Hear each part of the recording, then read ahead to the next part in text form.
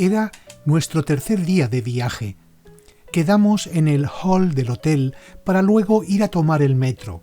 Iríamos a la zona de Westminster.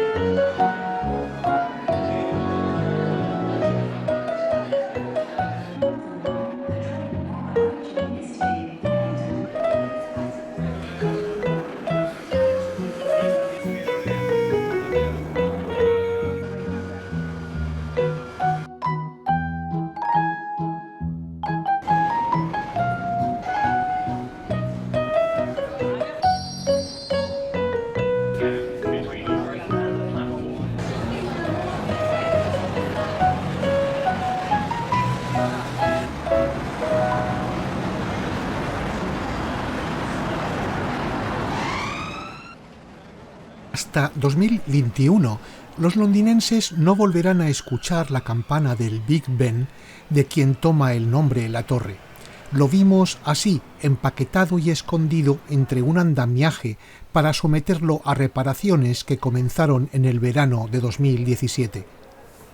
Whitehall es la principal arteria que va desde Parliament Square hasta Trafalgar Square. El gobierno del Reino Unido tiene sus más importantes instalaciones aquí.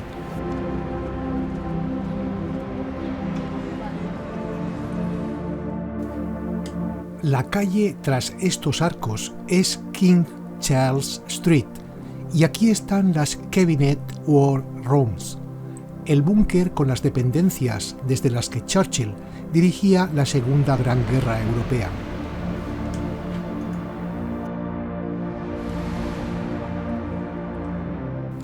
Downing Street alberga desde hace 200 años la residencia oficial del primer ministro del Reino Unido en el número 10 de la calle y la del ministro de Hacienda que ocupa el número 11.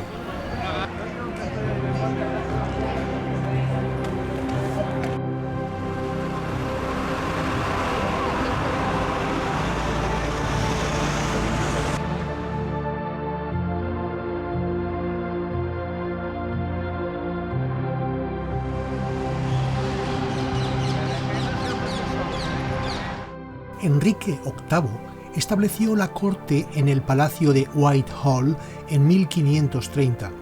De ese palacio solo queda Banqueting House, la casa de los banquetes que está justo enfrente de la entrada a Horse Guards.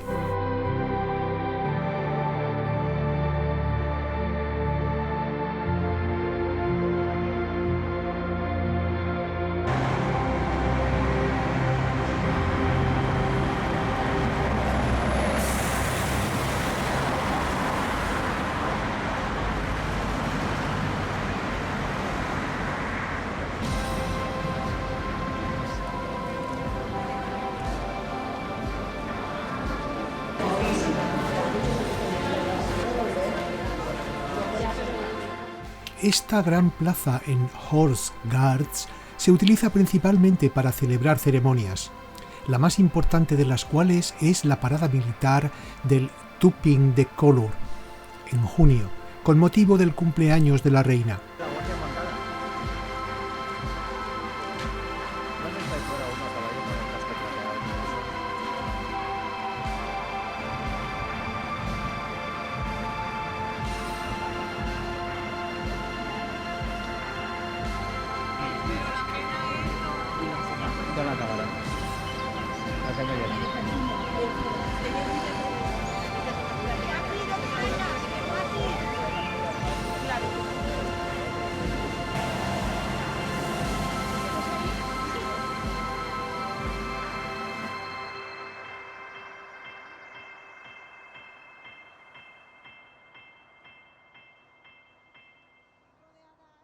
El parque de St. James fue una vez un prado de aguas pantanosas, pastoreado por cerdos.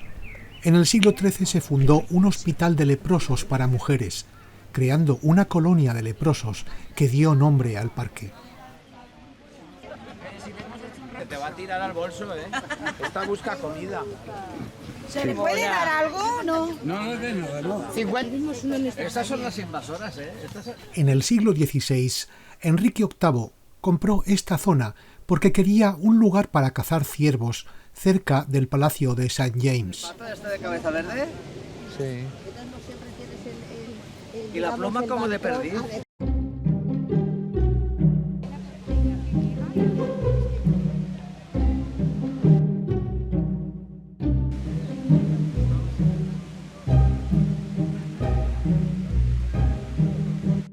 Fue Carlos II en el siglo XVII el que hizo significativos cambios al parque tras haber visto el estilo de los jardines franceses durante su exilio en Francia. Fue creado un canal con avenidas de árboles y césped dispuesto a cada lado.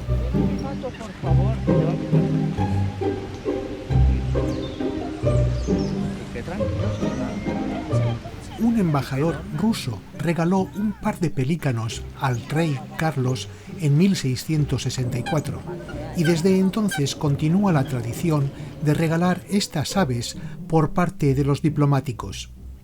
La isla de los Patos fue construida en 1665 como un santuario para la cría de aves silvestres. En el siglo XIX, el parque fue remodelado en estilo naturalista por el arquitecto John Nash, que había diseñado también otros proyectos en la ciudad como el de Regent Street.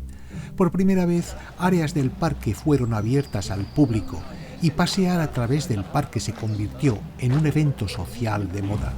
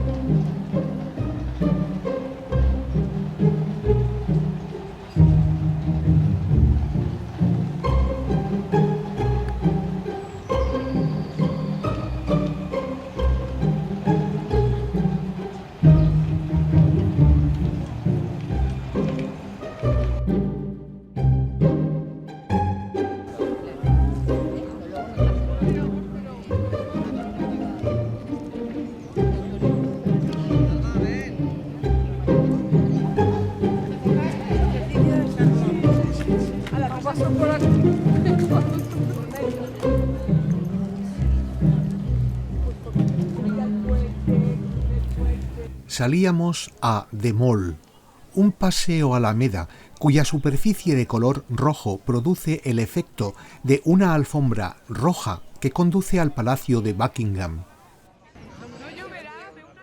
Al final del mall está el Victoria Memorial, inaugurado en 1911. Fue construido a propuesta de Eduardo VII como monumento a la reina Victoria tras su muerte.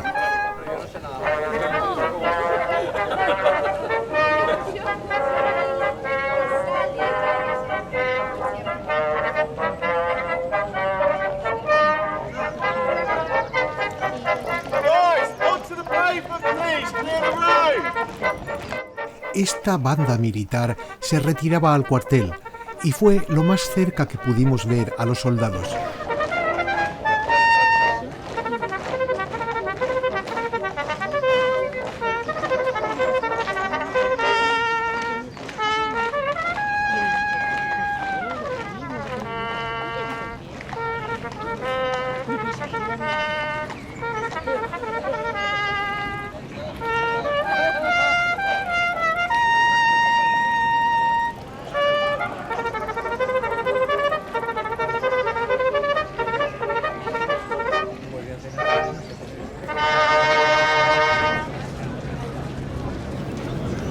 El pilono central del monumento es de mármol pentélico, procedente del monte Penteo al noreste de Atenas, de donde se extrajo también el mármol con el que se construyó el Partenón.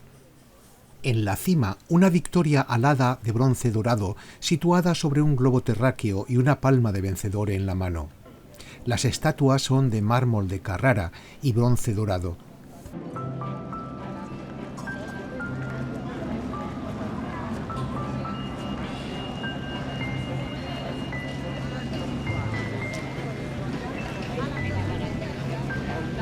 El día de la inauguración del monumento en 1911 estaban presentes el rey Jorge V y su primo Guillermo II de Alemania, que eran los dos nietos mayores de la reina Victoria.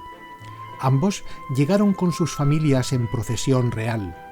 El texto de los discursos estuvo a cargo de Winston Churchill, en su papel de ministro del Interior.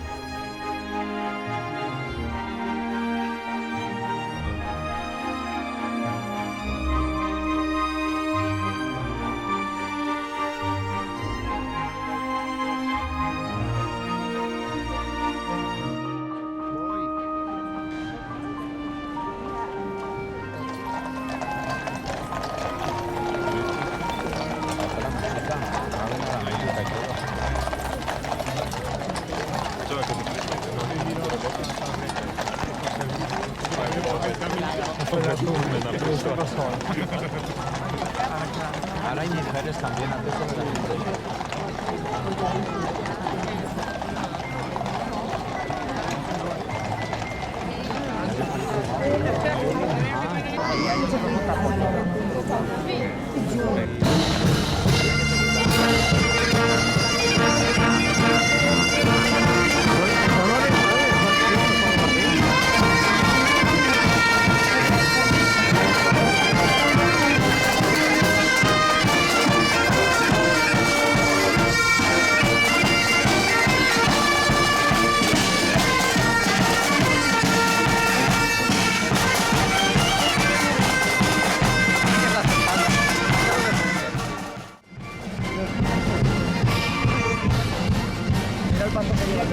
Lleva un paso que debe acabar.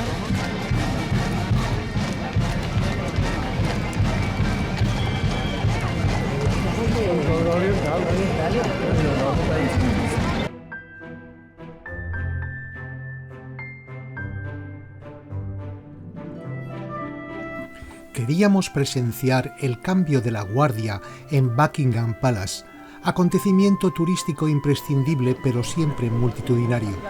Y ese día, además, se retrasó tanto que tuvimos que marcharnos sin ver el desfile de los soldados al salir.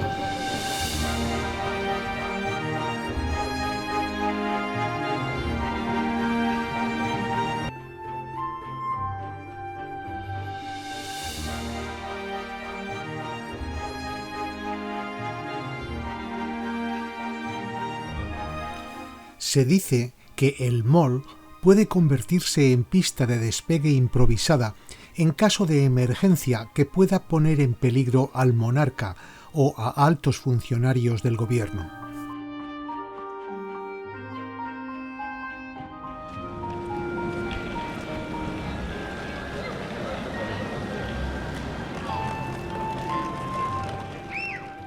Este majestuoso arco es un homenaje a la reina Victoria, mandado a construir por su hijo Eduardo VII. Toma su nombre del edificio del almirantazgo que está al lado.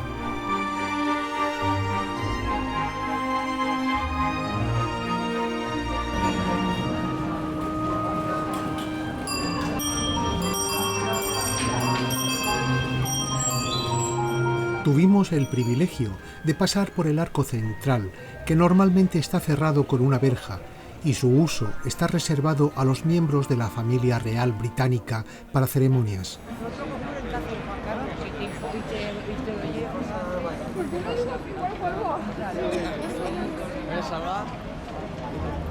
La columna de Nelson al centro de Trafalgar Square tiene 50 metros de altura.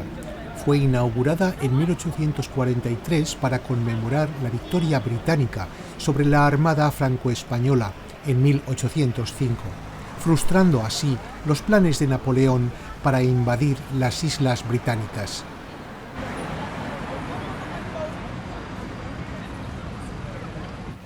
En su base hay 4 bajorrelieves con representaciones de sus victorias navales e incluso su propia muerte en la batalla de Trafalgar. Los leones fueron agregados 20 años más tarde.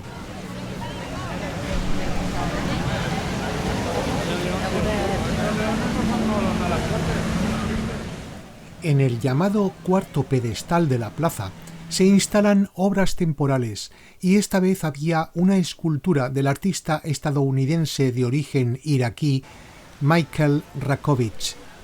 Es una versión de un lamasu de la puerta de Nergal de Nínive, destruido por el ISIS en 2015 y titulada The Invisible Enemy Should Not Exist. El enemigo invisible no debería existir.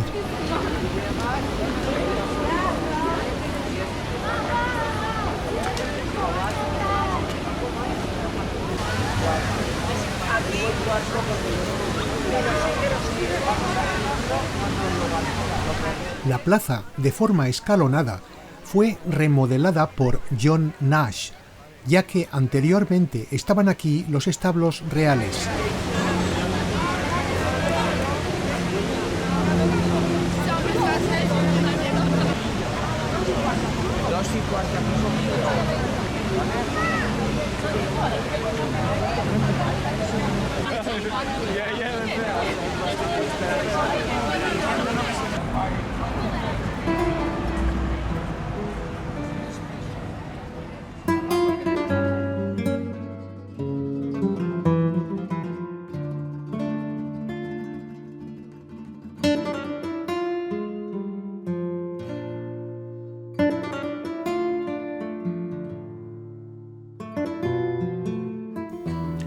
En 1838 abrió sus puertas la National Gallery.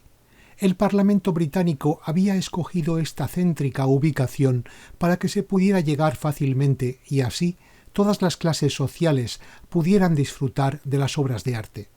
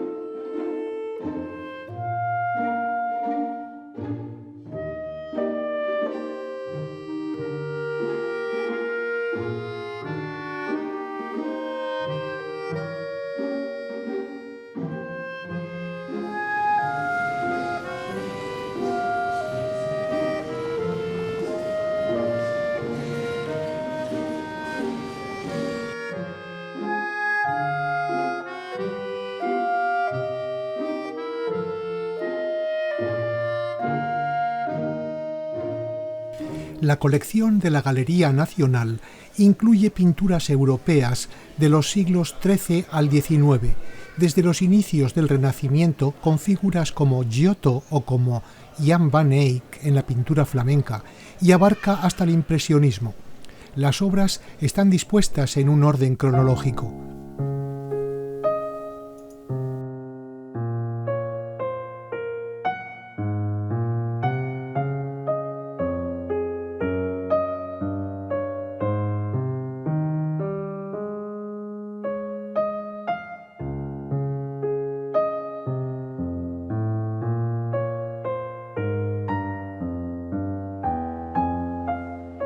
El museo tiene 2.300 obras en exposición permanente, pero ninguna otra colección posee una calidad tan consistente ni cuenta mejor la historia de la pintura europea.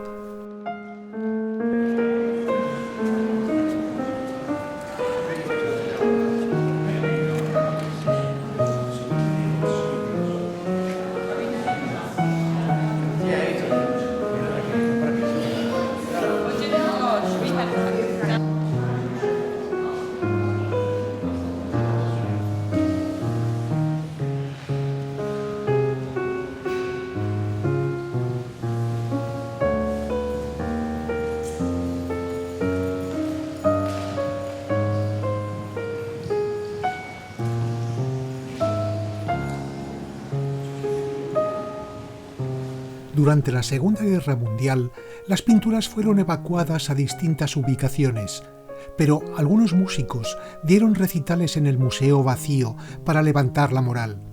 El crítico de arte Herbert Reed escribió en 1941: «La Galería Nacional es un puesto desafiante de la cultura europea en mitad de una metrópolis bombardeada y en ruinas».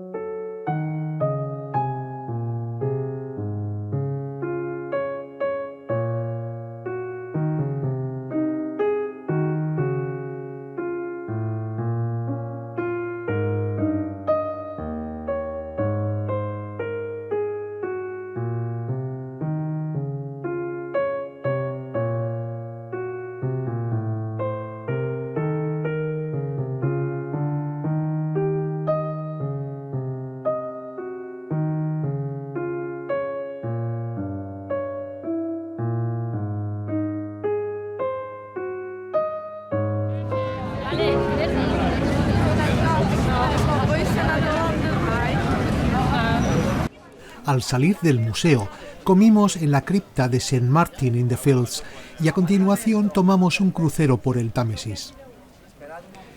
El embarcadero estaba frente al gran edificio del London Country Hall, un edificio de 6 pisos que confronta al Parlamento al otro lado del río y en el que hay algunas atracciones turísticas en la actualidad, aunque está vacío en gran parte, pero albergaba hace 23 años el Gran Consejo de Londres.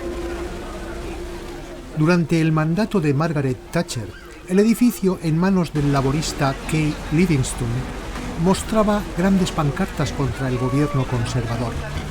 La mandataria británica abolió el organismo que gobernaba la ciudad en 1986 y distribuyó sus funciones entre las juntas locales de distrito.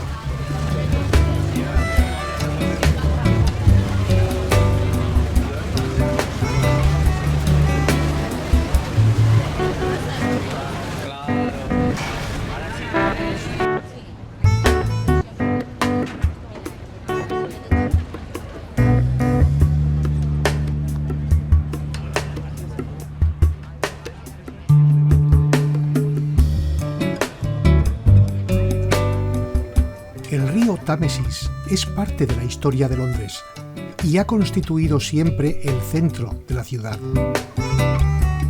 Los romanos establecieron una población a orillas del río Támesis en el año 43 después de Cristo y la llamaron Londinium. Pronto construyeron un puente. Se calcula que en el año 400 después de Cristo vivían aquí unas 50.000 personas.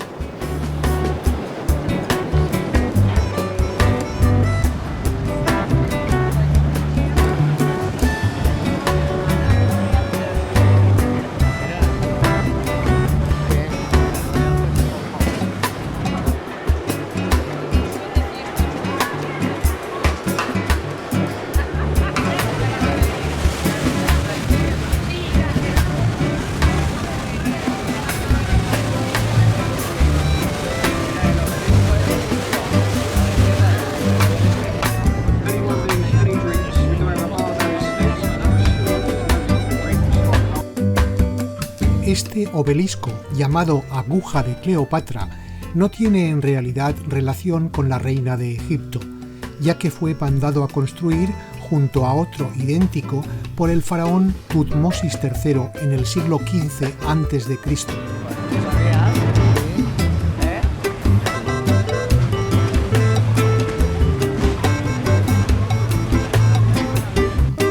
Tiene 21 metros de alto y los jeroglíficos inscritos en él conmemoran victorias militares de Ramsés II.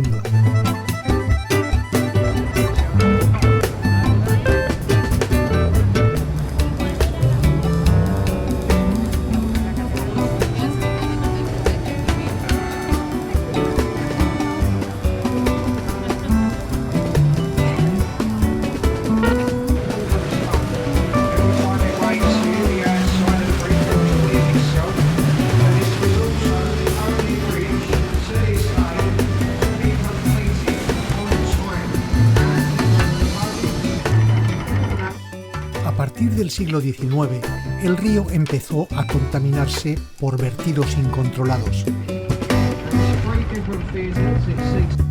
4 brotes de cólera mataron a decenas de miles de personas entre 1832 y 1865.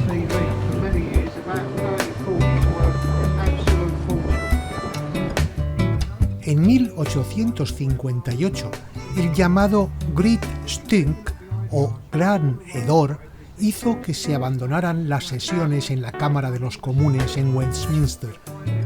Se colgaron entonces en las ventanas del Parlamento cortinas empapadas en cloro para evitar el olor del río, pero fue en vano.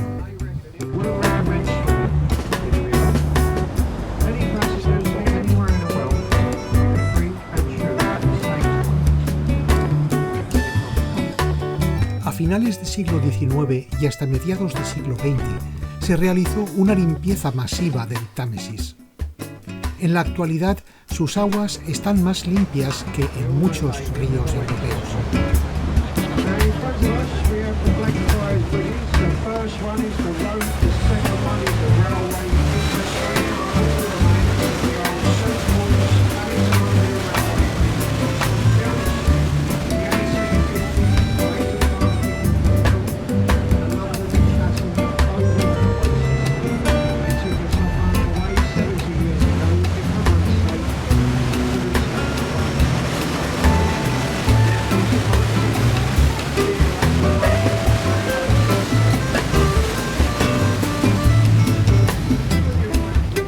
En 2010, el Támesis ganó el premio ambiental más grande del mundo, el International River Prize.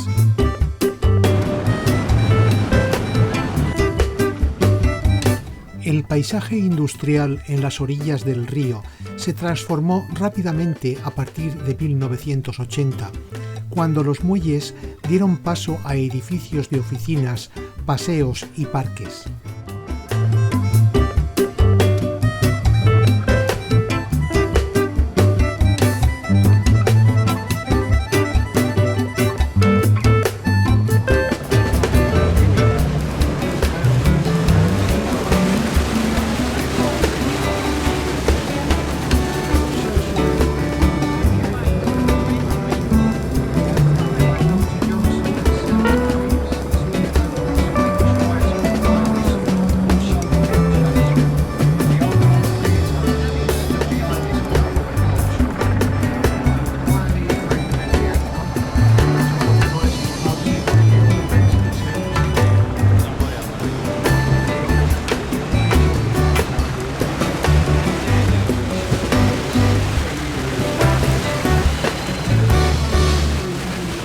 Desde hace más de 2000 años ha habido un puente aquí.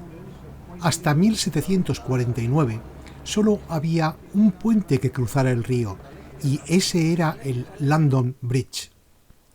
El actual data de 1973 y fue inaugurado por Isabel II.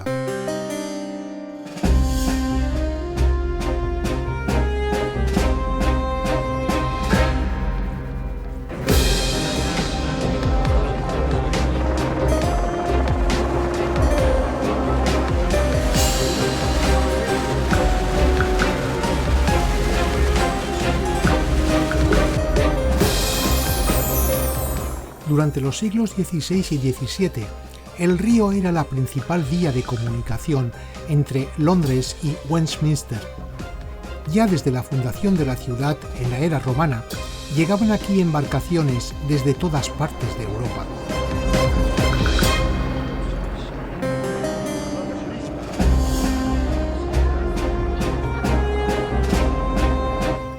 Y también llegaban las invasiones, como la del duque de Normandía, William the Conqueror, que tras la batalla de Hastings se proclamó rey de Inglaterra en 1606.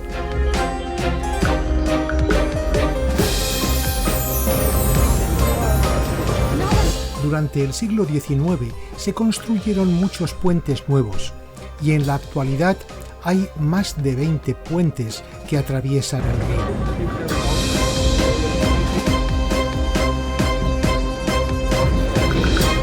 En 1952, el puente de la Torre de Londres comenzó a abrirse mientras un autobús de 2 pisos circulaba todavía por él. El conductor tuvo que acelerar y saltar la pequeña brecha de 3 pies, casi 1 metro, que se había abierto. Luego, dicho conductor fue premiado con 10 libras por su valentía.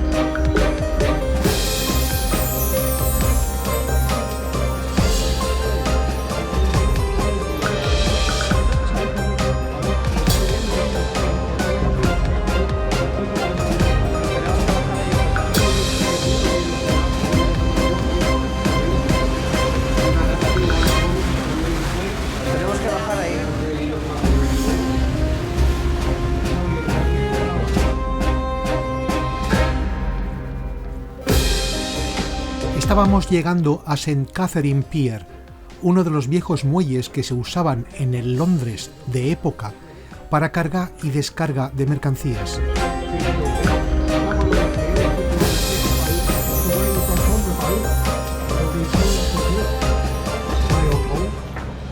Bajaríamos en este lugar no muy lejano a la Torre de Londres.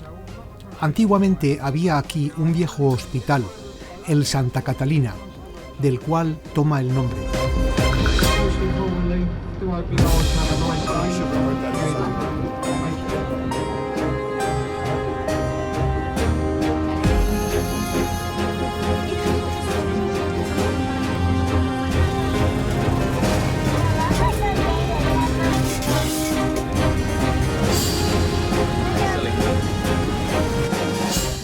Esta zona fue muy castigada durante los bombardeos de la Segunda Guerra Mundial.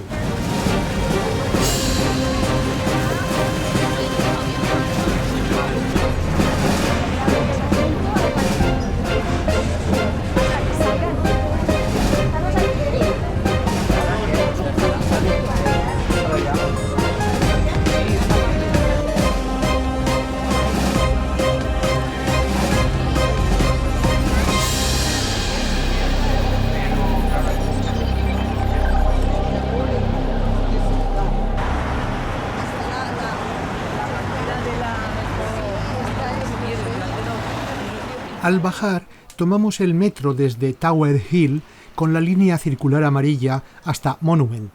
Allí cambiamos a la estación de Bank, donde tomamos la línea central roja que nos llevó hasta St. Paul.